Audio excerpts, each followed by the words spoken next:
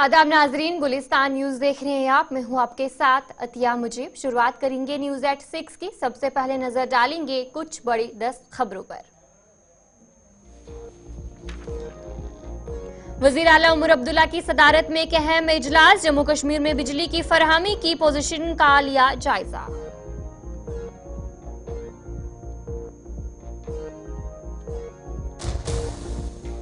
श्रीनगर में counter intelligence Kashmir की कार्रवाई। सेंट्रल जेल श्रीनगर में छापा और तलाशी।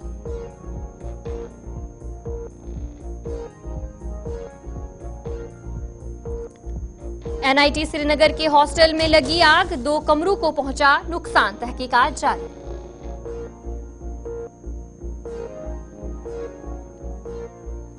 श्रीनगर में पुलिस की बड़ी कार्रवाई। मंशियात फरोश के 3 करोड़ रुपए मालियत की जायदाद जब्त।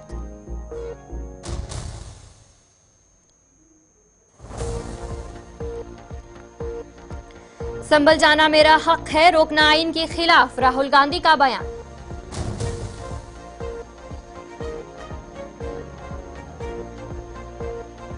हिंदू सेना ने एएसआई को लिखा खत। जामिया मस्जिद दिल्ली का मुकम्मल एएसआई सर्वे करने का किया मुतालबा।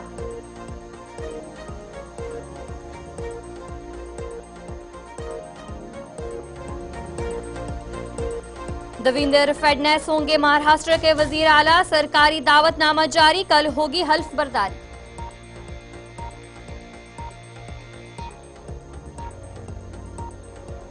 दिल्ली की फिजाई आलूदगी में आ रही है कमी। AQI 200 से नीचे पहुंचने पर लोगों को मिली राहत।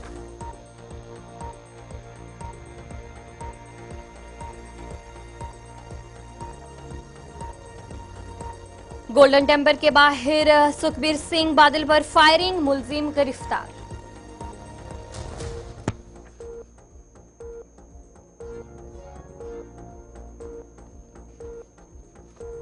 राजस्थान में एक ही कुंबे के 4 अफराद की मशकूक हालत में मौत। सुसाइड नोट बरामद, तहकीकात जारी।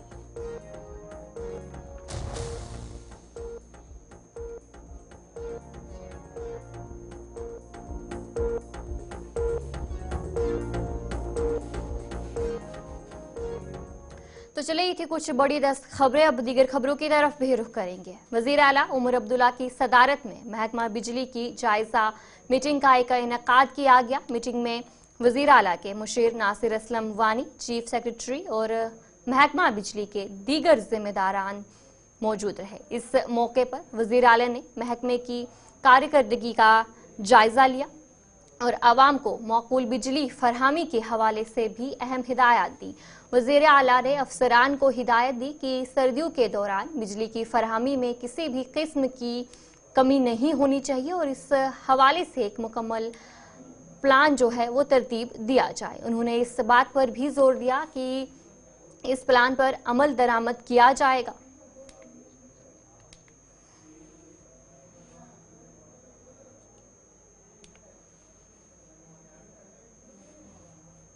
मेंबर पार्लियामेंट अनंतनाग राजौरी मियां मोहम्मद अल्ताफ ने ऐवान में PM सूर्या घर मुफ्त बिजली योजना के हवाले से मरकजी हुकूमत से दरख्वास्त की कि जम्मू में इस स्कीम को लागू करने के लिए संजीदा कदम उठाना चाहिए।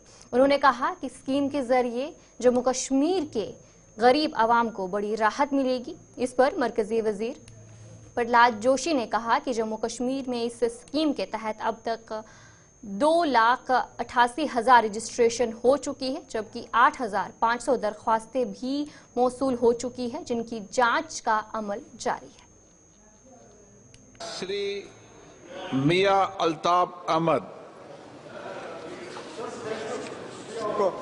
सर, मैं एक स्पेसिफिक क्वेश्चन मंत्री साहब से पूछना चाहता हूं कि हमारा जो जम्मू कश्मीर है वहाँ सर्दियों में माइनस टेम्परेचर होता है, 12 से 15 घंटे का वहाँ पावर कट है।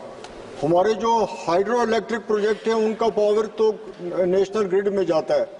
इसलिए मेरी आपसे ये अपील होगी, आप हमें बताएंगे कि वहाँ पे आप इस स्कीम को प्रायोरिटी दे देंगे और जितनी इसमें सब्सिडी आप दे सकते हैं इतनी अच्छी स्कीम में वहाँ के लोगों को दीजिए, प्रायोरिटी दे दीजिए, क्योंकि विंटर में 6 महीने उन लोगों को मुश्किल होती है।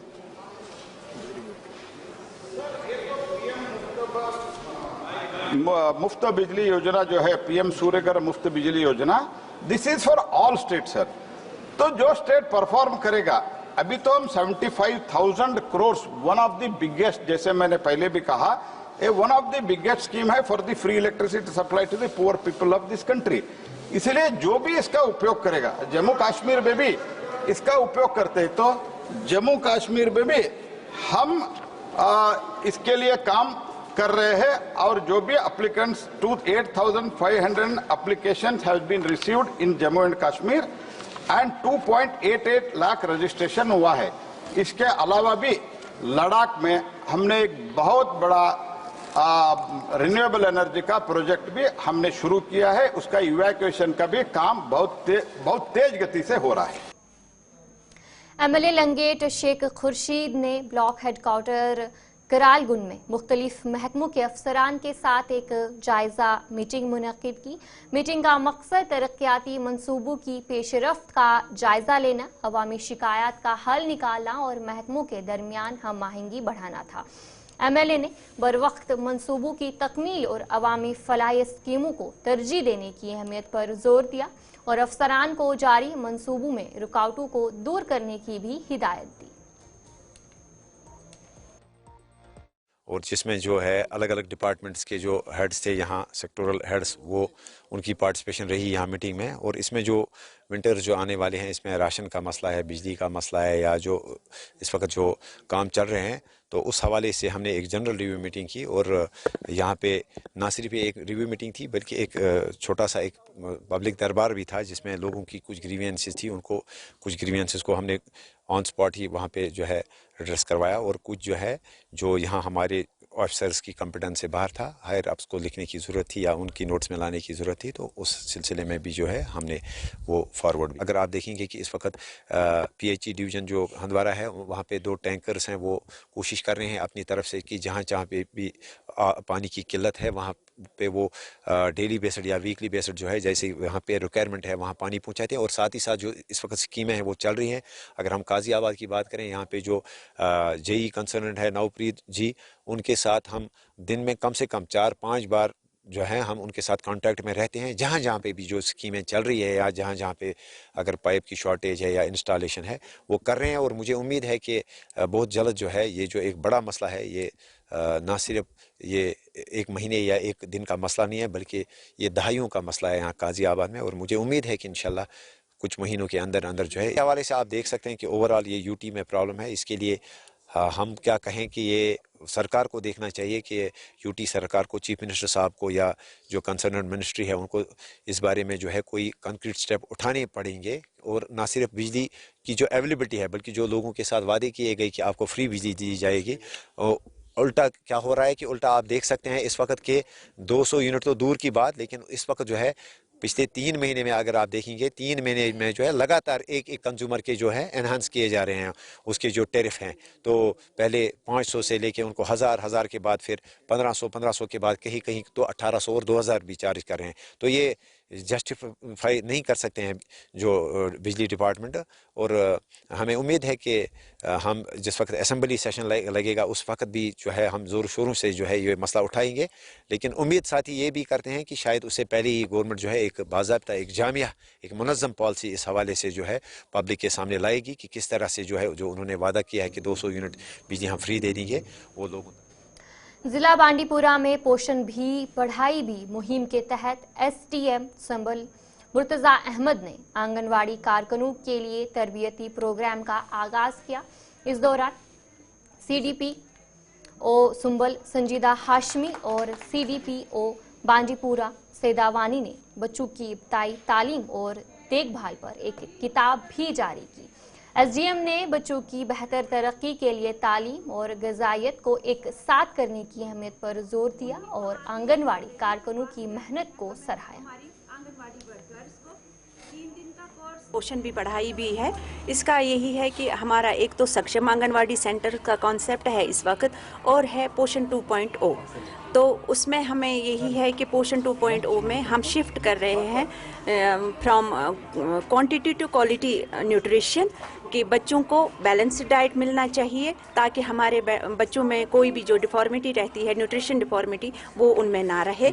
और उसी के साथ जो हमारा ये है ये सक्षम आंगनवाड़ी का जो कॉन्सेप्ट है, उसमें हमारा ये है कि जो हमारे 0 to 3 ईयर के बच्चे होते हैं उनको होम बेस्ड स्टिमुलेशन देते हैं, और जो हमारे 3 to 6 ईयर के बच्चे होते हैं उनको हम ECCE फराहम करते हैं, early childhood care and education. जो है ICDS महकमे ने बहुत ज़्यादा तरक्की की हुई है। जब मैं CDPO हुआ करता था तब हम खाली न्यूट्रिशन देखा करते थे और ज़्यादा से ज़्यादा जो है जो वैक्सीनेशन देखा करते थे। ये 2011-12 की बात है।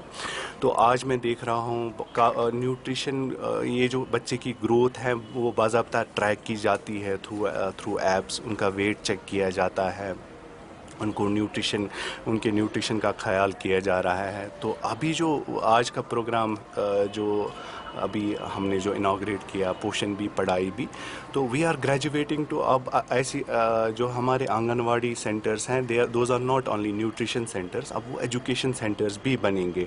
जो अर्ली चाइल्डहुड एजुकेशन जो हमारे बच्चों को नहीं मिलता था, वो घरों में बैठ के जो है वो अब घरों में नहीं बैठेंगे, उनको हम अपनी आंगनवाड़ीज़ में लेके उनको जो प्री एजुकेशन एक्टिविटीज़ जो है, जो हमारे क्रेच में प्राइवेट में होती है, वो अब सरकारी स्कूल्स के बच्चों को आंगनवाड़ी सेंटर्स, ना कि नॉट ओनली सरकारी स्कूल के बच्चे, जो भी हमारे बच्चे हैं जो क्रेच नहीं जा सकते, वो उनको आंगनवाड़ी सेंटर्स में वही फैसिलिटीज़ मिलेंगी जो हमारे प्राइवेट में क्रेच में मिलती है। सर्दियों के पेश नज़र जिला इंतजामिया ने तमाम तहसील हेडक्वार्टर्स के अफसरान को हिदायत जारी की है कि वो इस मौसम में आवाम को किसी भी किस्म की मुश्किलात से बचाने के लिए तमाम ज़रूरी इक़दाम करें।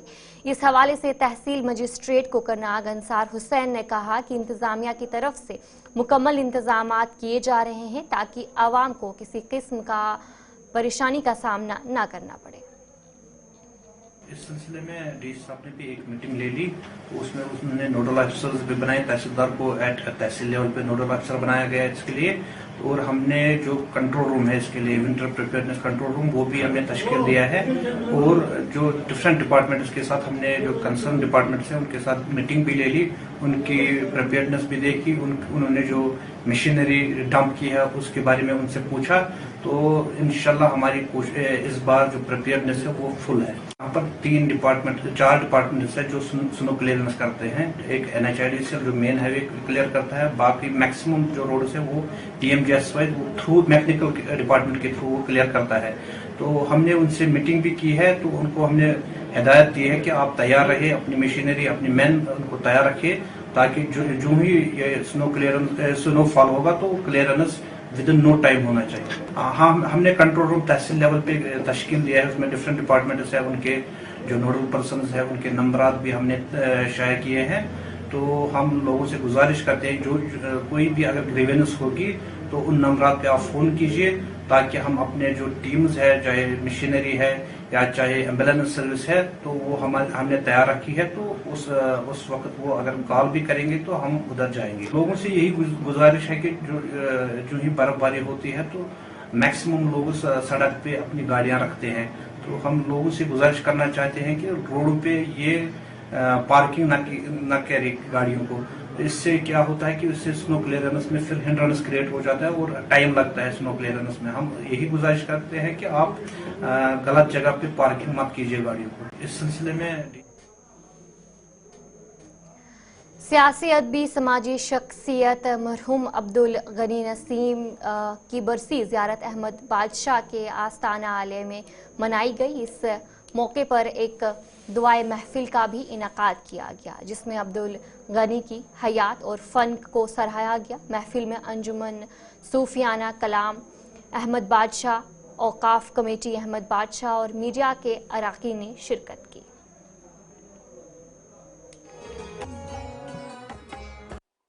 ये तो हर साल हम मना रहे हैं। अब्दुल गनी नामधारी साहब जो मेरे वालिद बुजुर्ग गुजरे, तो जम्मू व कश्मीर में उनका एक बहुत बड़ा नाम है, सूफियाना संगीत में, सूफीज़म में, सियासत में और अदबी शख्सियत।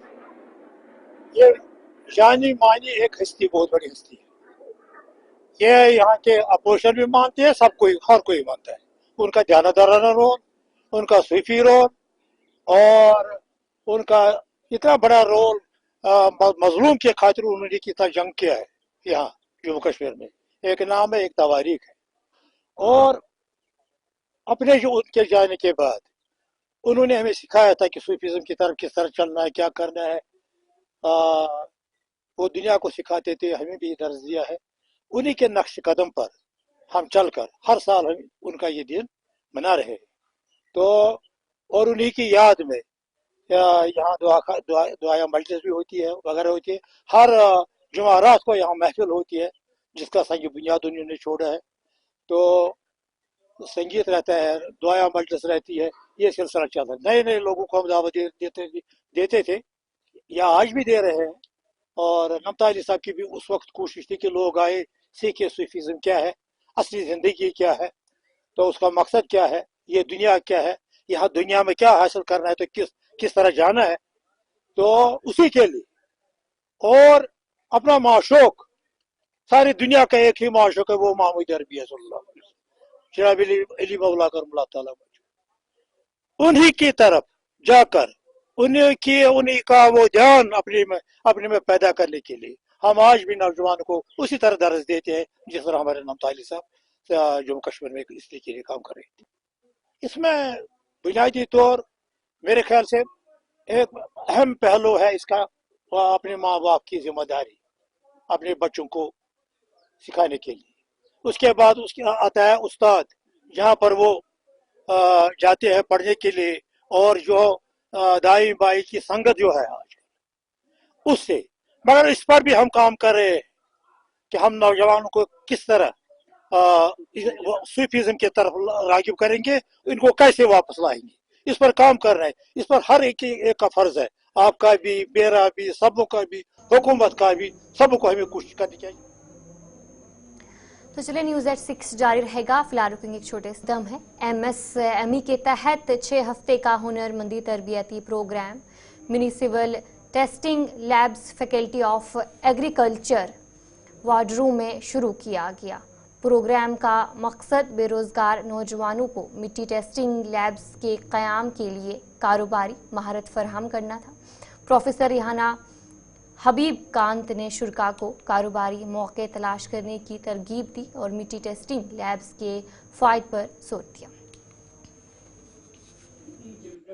एक फोकस है कि हमारे जो स्टूडेंट्स हैं वो अपने स्टार्टअप स्टार्ट करें, या फैकल्टी भी अपने स्टार्टअप्स ले सकती है, क्योंकि हमने NISP पॉलिसी को अडॉप्ट किया हुआ है। तो इसमें जो आज इनका ये ट्रेनिंग है, एंटरप्रेन्योरशिप कैसे कर सकते हैं, अपनी एक छोटी सी सॉइल टेस्टिंग लेबॉर्ट्री खोलें। तो ये जो 6 वीक्स में इनको समझाया जाएगा कि कैसे सॉइल सैंपल लिए जाते हैं और उनको फिर कैसे टेस्ट किया जाता है, और कौन कौन सी मशीनें आजकल आई हैं नई छोटी सी, जिनसे वो टेस्ट कर सकते हैं, या क्या ट्रेडिशनल प्रोसीजर्स भी रहे हैं जो वो कर सकते हैं इस्तेमाल, और सॉइल को टेस्ट कर सकते हैं। तो हमें ये पता है कि जो हमारा HADP है, जो बहुत ही बड़ा इस टाइम प्रोजेक्ट है JNK में, उसमें भी बहुत सारे ऐसे प्रोजेक्ट्स हैं जिसमें हमारे स्टूडेंट्स या जो भी रूरल यूथ है वो अपना सॉइल टेस्टिंग लेबॉर्ट्री खोल सकते हैं, और उनको उस टाइम उसमें बहुत ज़्यादा सब्सिडी भी मिल रही है, और उसमें कुछ कोर्सेज भी हैं जो वो देख के कर सकते हैं। इससे क्या फायदा होगा स्टूडेंट्स, खासकर फार्मर्स के लिए? जो भी ये MSME की ट्रेनिंग्स है, ये हमारे रूरल यूथ के लिए है, एजुकेटेड यूथ हो या अनएजुकेटेड हो, वो कैसे अपना रोजगार इससे निकाल सकते हैं। हो गया कि अगर वो सॉइल टेस्टिंग सीखेंगे, कैसे कर सकते हैं हम सॉइल टेस्टिंग, वो सीखेंगे। एजुकेटेड यूथ इसमें हमें चाहिए, ग्रेजुएट्स या जिनको थोड़ा बहुत साइंस के बारे में पता है, तो वो सॉइल कैसे कलेक्ट करनी है, सैंपल्स कैसे लेने हैं, उनको टेस्ट कैसे करना है, वो एक लेबॉर्ट्री अपनी खोल सकते हैं। उसके बाद क्या होगा, जो फार्मर्स हैं जिनको अपनी सॉइल सैंपल भेजने हैं टेस्टिंग के लिए, वो इनको पे करेंगे, क्योंकि आजकल सॉइल टेस्टिंग का फीस लगता है, और जब तक सभी फार्मर्स के पास सॉइल हेल्थ कार्ड्स नहीं होंगे तो हम उनका प्रिसिशन एग्रीकल्चर नहीं कर सकते हैं या उन पे साइट स्पेसिफिक न्यूट्रिएंट मैनेजमेंट का नहीं कर सकते हैं। तो वो नॉर्मली जो हमारे फार्मर्स हैं वो बहुत ज़्यादा फर्टिलाइज़र यूज़ करते हैं, बैलेंस्ड नहीं करते हैं, जो रिकमेंडेड है वो भी नहीं करते हैं।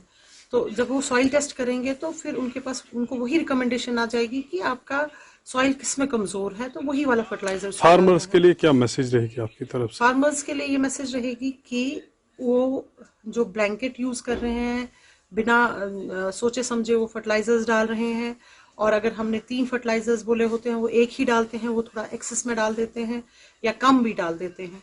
तो वो वैसा ना करें, वो अपने सॉइल को टेस्ट करवाएं, सॉइल टेस्ट करवाएं, और उसके बाद एक एक्सपर्ट से, चाहे वो यूनिवर्सिटी का एक्सपर्ट है या कुलगाम जिले में वाक़या जनूबी कश्मीर का सबसे तवील पुल चंबगुन, जिसकी लंबाई 400 मीटर है, दरारें पड़ने के बाद सिंगल वे ट्रैफिक के लिए महदूद कर दिया गया है। हुकाम ने एहतियाती तदाबीर के तौर पर 2 तरफा ट्रैफिक मुअत्तल कर दिया और मरम्मत का काम जल्द शुरू किया जाएगा। इस पर मकामी अफराद ने डिप्टी कमिश्नर कुलगाम से फौरी मुदाखलत की अपील की है।